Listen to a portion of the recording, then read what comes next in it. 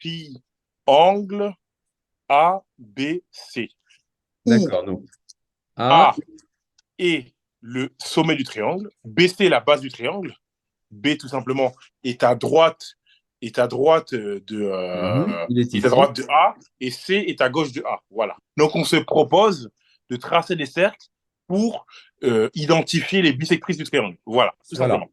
Je trace le cercle de centre A et de rayon AC. D'accord. Voilà. Ensuite, je nomme D le point d'intersection de ce cercle avec le segment AB. Donc, le point D. D'accord. Je trace ensuite deux cercles. Je vais tracer deux cercles de même rayon.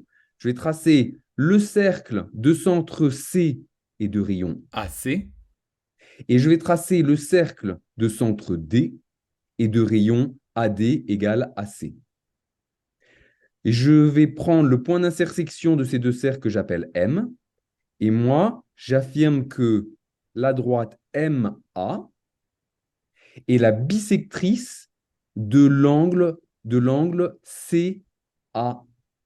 Ensuite, on va faire exactement pareil pour l'angle ACB. J'ai déjà tracé le cercle de centre C et de rayon AC, c'est ce cercle-là. Et donc, je vais appeler N le point d'intersection du cercle de centre A de rayon AC avec le segment BC. Donc ça, c'est le point N. Et à partir des points A et N, je vais tracer deux cercles de même rayon AC égale CN. Donc je trace le cercle de centre A et de rayon AC, je l'ai déjà tracé, il est ici. Maintenant, je trace le cercle de centre N et de rayon CN égale AC.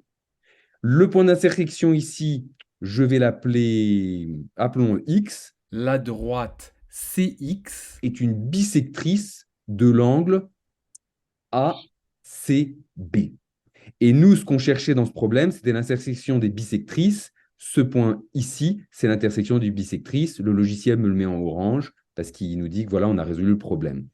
On remarquera aussi qu'on a résolu le problème en respectant le budget de 6,2. Ça, c'est Euclidea qui donne un budget pour chaque outil que tu utilises.